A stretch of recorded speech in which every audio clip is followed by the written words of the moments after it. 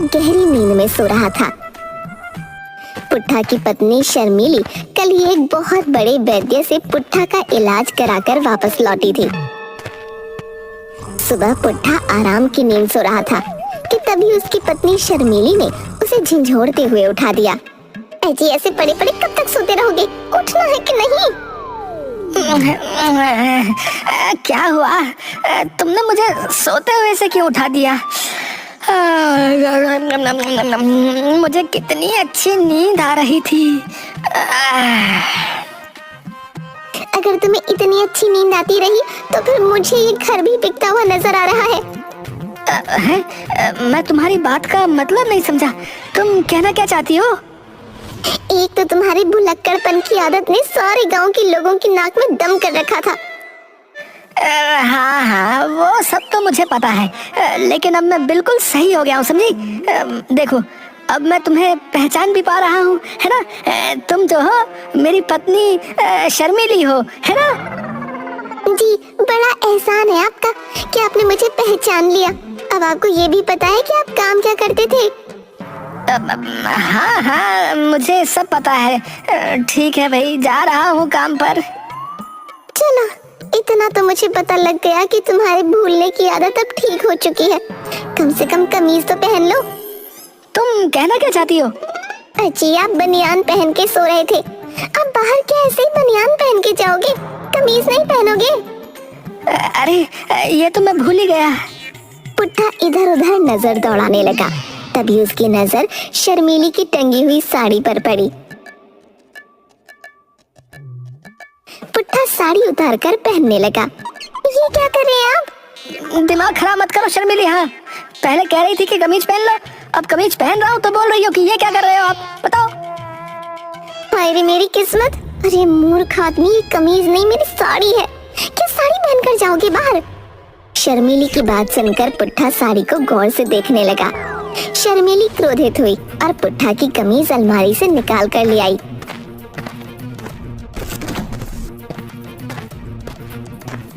ये लो कमीज।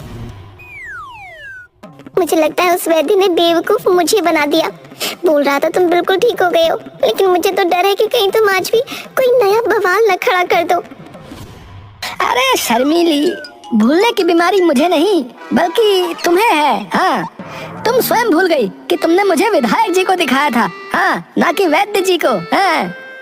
मूर्ख व्यक्ति, विधायक कब से मरीजों का इलाज करने लगे? अरे वो विधायक नहीं बल्कि वैद्य थे। पुट्ठा शर्मीली की बात का जवाब दिए बिना बाहर चला गया। बाहर जाकर पुट्ठा बाजार में सभी लोगों को बहुत गौर से देखने लगा। मैंने अपनी पत्नी के सामने तो ये जाहिर नहीं किया, लेकिन सच तो ये है कि मैं भी भूल गया हूँ कि मैं काम कौन सा करता था। पता है मेरी पत्नी सही कह रही थी। उस वैद्य ने मुझे और मेरी पत्नी को मूर्ख ही बनाया है। नहीं, अगर ऐसा होता तो फिर मुझे याद कैसे रहता कि मेरा इलाज उस वैद्य ने किया है। मैं तो सब कुछ भूल जाता था, मुझे तो सब कुछ याद है।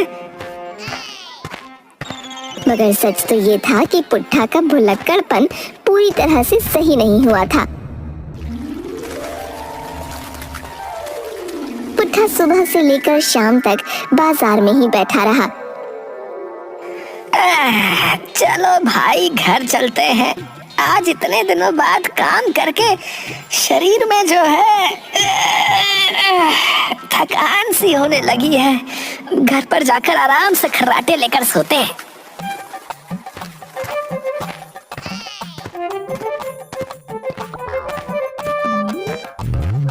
इतना कहकर पुट्ठा सीधा मुखिया के घर के अंदर घुस गया। पुट्ठा को अपने घर के अंदर इस तरह घुसता देख मुखिया की पत्नी हैरान होती हुई बोली, अरे पुट्ठा, तुम मेरे घर में कैसे घुस आए, वो भी बगैर दरवाजा खटखटाए? अरे ये क्या शर्मिली, जब मैं सुबह काम पर गया था तब तो तुम अच्छी खासी जवान थी।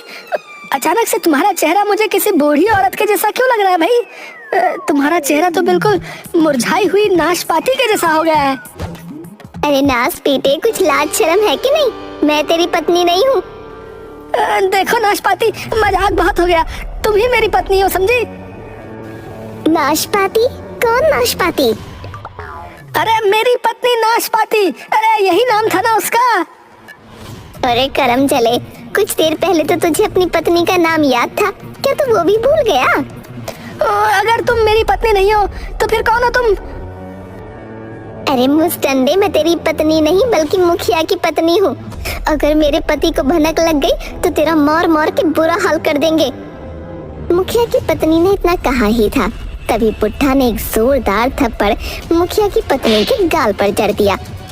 मूर्ख औरत, बार बार मुझसे कहती है कि मैं भुलक्कड़ हूँ, हैं? मुझे सब याद आ गया है। मैं जो है इस गांव का मुखिया हूँ और तुम मेरी पत्नी अमिया हो। ये क्या बकवास कर रहे हो तुम?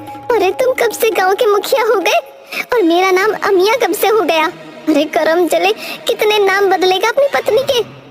चलो झगड़ा बंद करो और जल्दी से मेरे लिए खाना लगाओ।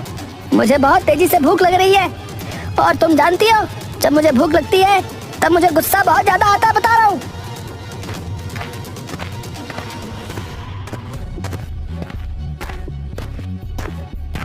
तभी वहाँ मुखिया आ गया और पुट्ठा को देखकर बुरी तरह चौंक गया। अरे अब तू यहाँ क्या कर रहा है रे? मेरे ही घर पर आकर पूछ रहा है कि मैं क्या कर रहा हूँ अपने घर पर। कौन है तू? अरे लगता है इस भुलक्कड़ को फिर से भूलने का दौरा पड़ गया है। कुछ ना कुछ तो करना पड़ेगा, नहीं तो ये दिमाग का दही कर देगा। इतना बोलकर मुखिया पुट्ठा से बोला, अब आप कौन हैं? मैं इस गांव का मुखिया हूँ और ये मेरी पत्नी जो है रसभरी। अरे करम चले, कुछ देर पहले तू नाशपाती बोल रहा था मुझे, फिर अमिया बोलने लगा और अब मुझे रसभरी बोल रहा है। इससे पहले कि मैं कुछ कर बैठूं, अपनी मनहूस शक्ल लेकर चला जा यहाँ से। मुखिया की पत्नी मुखिया की ओर देखकर बोली, और आप तो इससे ऐसे पूछ रहे हैं कौन है आप, जैसे कि आप इसे जानते ही नहीं। अरे इसे धक्के देकर बाहर क्यों नहीं निकालते? अब थोड़ा शांत रहो भाग्यवान, ये भुलक्कड़ जो है फिर से भूल गया है कि ये कौन है। देखो गजनी बन गया है ये। उस गजनी को बाहर निकालो, नहीं तो कपड़े कूटने वाली पटकुन्नी से इस गजनी को कूट दूंगी मैं। ऐसा मत करना भाग्यवान, नहीं तो ये मर जाएगा और तुम जो है जेल चली जाओगी। मैं कुछ करता हूँ। मुखिया दौड़ते हुए पुट्ठा की पत्नी शर्मीली को अपने घर पर बुला लाया। शर्मीली पुट्ठा की ओर देखकर क्रोधित होते हुए बोली, आप तो कह रहे थे कि आप बिल्कुल सही हो गए हो, फिर यहाँ क्या कर रहे हो आप? तुम कौन हो? अरे अपने दीदे फाड़ कर देखो, तुम्हारी पत्नी हूँ मैं। अरे शर्मीली, तुम इसे कैसे झेलती हो मुझे नहीं पता, लेकिन मैं भगवान की सौगंध खाकर कहती हूँ, अगर मेरा पति ऐसा होता ना तो मैं उसे जान से मार देती। अब मैं आपको क्या बताऊँ, कैसी बर्दाश्त करती हूँ इन्हें। इतना कहते कहते शर्मीली ने एक जोरदार मुक्का पुट्ठा के सिर पर मार दिया। मुक्का सर पर पड़ते ही पुट्ठा की आंखें किसी हिप्नोटाइज्ड व्यक्ति की तरह हो गईं। अरे शर्मीली, तुम यहाँ क्या कर रही हो और मैं यहाँ पर कैसे आया? अब मेरे पास इतना दिमाग नहीं है कि मैं तुम्हें बताऊं कि तुम यहाँ पर कैसे आए। चलो घर चलो, तुम तो काम पर गए थे ना। अरे ये कोई काम पर नहीं गया था शर्मीली, बाजार में लोगों ने मुझे बताया कि सारा दिन बाजार के कोने में बैठकर कुछ बड़बड़ाता रहा और शाम के समय जो है अचानक लापता हो गया। मगर मुझे क्या पता था कि ये मेरे ही घर पर आकर मेरी ही पत्नी को अपनी पत्नी बताने लगेगा। अचानक पुट्ठा बेहोश होकर गिर गया। अरे भाग्यवान, कहीं तुमने सच में इसके सर पर गुस्से में पटकुन्नी तो नहीं मार दी? अरे नहीं जी, मैं तो गुस्से से कह रही थी, मुझे क्या पता कि कैसे बेहोश हो गया। ये जरूर उस वैद्य की दवाई का असर होगा। एक बार ये फिर से सही हो जाए, उसके बाद मैं उससे सही से बात करूंगी। मुखिया जी कृपया मेरी मदद कीजिए, इन्हें उठाकर घर तक तो ले चलिए। शर्मीली मुखिया और मुखिया की पत्नी पुट्ठा को उठाकर उसके घर तक ले गए। घर जाकर पुट्ठा को अचानक होश आ गया। मैं कहाँ हूँ शर्मीली? अरे अपने घर पर। अचानक पुट्ठा घर से बाहर निकल गया। अजी कहाँ जा रहे हो आप? हे भगवान, कहीं ये फिर से बाहर जाकर कोई नया बखेड़ा ना खड़ा कर दे। मुखिया जी, आप जाकर देखिए ना कहाँ गए हैं। अब शर्मीली, मुझे क्षमा करना। पिछली बार जब ये गजनी बना था तब मुझे बहुत मार पड़ी थी। अब मुझे बख्श दो, मैं कहीं नहीं जाने वाला। अजी, कैसे मुखिया हैं आप? अपने ही गांव के लोगों की मदद नहीं कर सकते? जाकर देखिए ना कहाँ गया है वो। वाह भाग्यवान वाह, जब वो तुम्हारे दिमाग का दही कर रहा था तब तुम उसे पटकुनी से कूटने की धमकी दे रही थी। तभी अचानक पुट्ठा घर पर आ गया, मगर उसके हाथ में एक राखी थी। ये राखी किसके लिए लेकर आए हैं आप? रक्षाबंधन तो 2 दिन बाद है ना। मैं जानता हूँ चंपा कि तुम मुझसे नाराज हो, लेकिन मुझसे इतना नाराज होने के बाद भी देखो तुम मुझसे मिलने चली आई। भला तुम्हें देखकर भी मैं राखी नहीं लाऊंगा? इतना कहकर पुट्ठा बड़ी तेजी से शर्मीली की कलाई में राखी बांधने लगा। ये क्या कर रहे हैं आप? कहीं पागल तो नहीं हो गए? मैं आपकी बहन चंपा नहीं बल्कि आपकी पत्नी शर्मीली हूँ। अपनी पत्नी को राखी बांधेंगे आप? ये क्या बकवास कर रही हो चंपा? मेरी पत्नी को तो मरे हुए पूरे 10 वर्ष हो गए हैं। शर्मीली ने पुट्ठा को गुस्से में धक्का देते हुए कहा, दिमाग तो सही है आपका। अरे आपकी बहन को मरे हुए पूरे 10 वर्ष हो गए हैं, मैं भी जिंदा हूँ। आपके पिताजी ने अपने जीवन में 2 ही गलतियाँ की थी, आपको और आपकी बहन को पैदा करके। आपकी बहन ने मरकर आपके पिताजी की गलती सुधार दी, लेकिन आप पता नहीं कौन सी मिट्टी के बने हो। जब तुम्हारी बहन जीवित थी तब उसका काम सिर्फ एक ही था, और वो था मुझसे लड़ना। तभी अचानक वहाँ थानेदार गांव के व्यक्ति जग्गी के साथ आ धमका।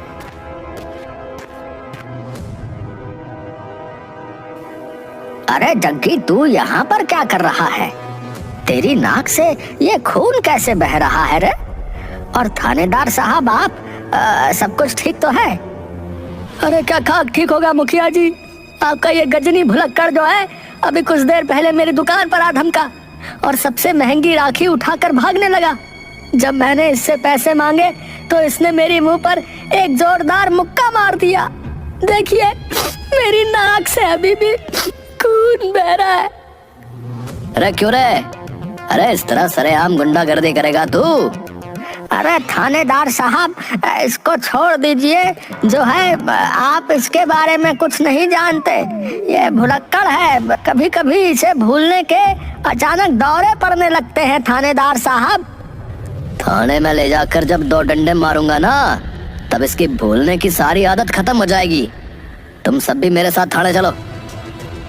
इतना कहकर थानेदार पुट्ठा को पकड़कर सीधा थाने ले गया और बोला, जग्गी ने बताया कि तेरा नाम पुट्ठा है और तू इस गांव का आमिर खान वाला गजनी है। कौन कौन पुट्ठा? कौन? अरे तेरा नाम पुट्ठा। लेकिन मैं तो जो है पुट्ठा नाम के किसी व्यक्ति को नहीं जानता थानेदार। रे मुझे क्या मूर्ख समझा है क्या? है तेरे नाम की रिपोर्ट दर्ज है। हाँ तो जाकर पुट्ठा को अरेस्ट करो ना। मुझे यहाँ पर क्यों उठाकर लेकर आए हो? तो क्या तू पुट्ठा नहीं है? नहीं, मैं पुट्ठा थोड़ी हूँ। अगर आपको जो है विश्वास नहीं है तो आप बगल में खड़े हुए और लोगों से पूछ लीजिए। चाहे तो आप मेरी पत्नी लीची से पूछ लीजिए। तुम्हारी पत्नी लीची?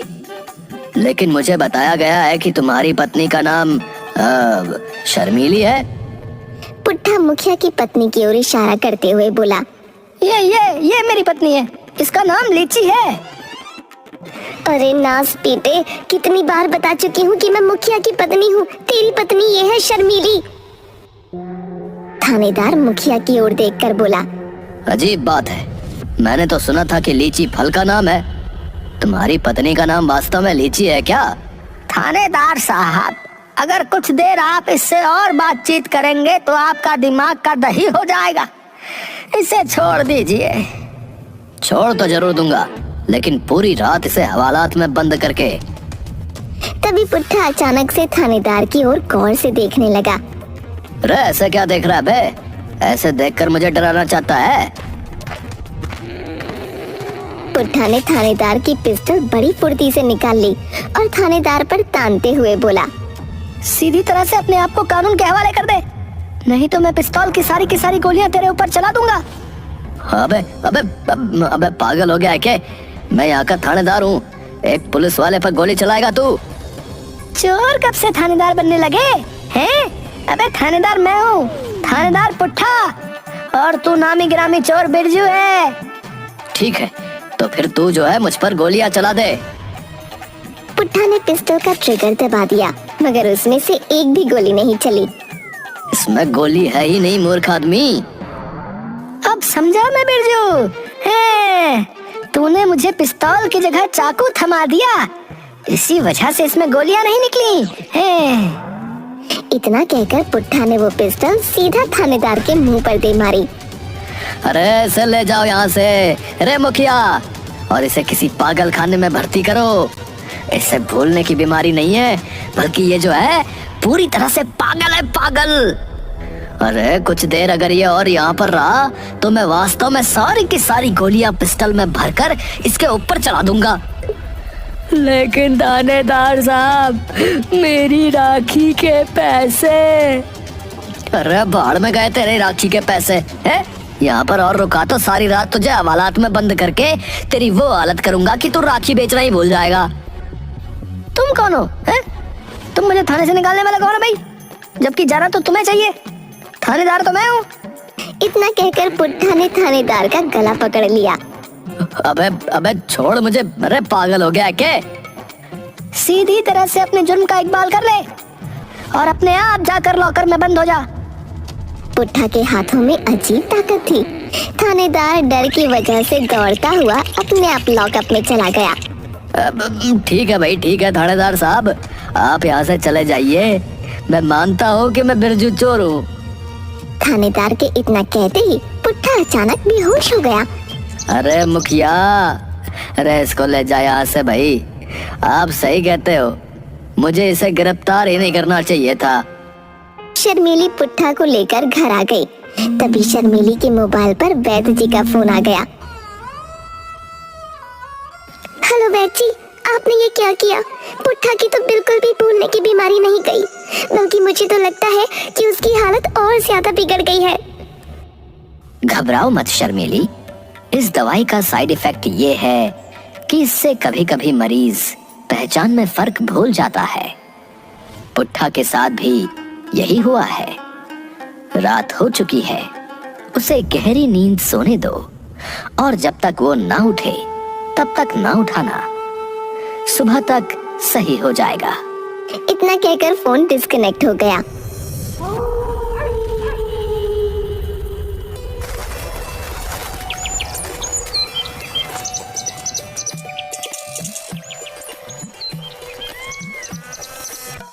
पुट्ठा अगली दोपहर 12 बजे सोकर उठा और वो बिल्कुल सामान्य था, लेकिन कब तक कोई नहीं कह सकता।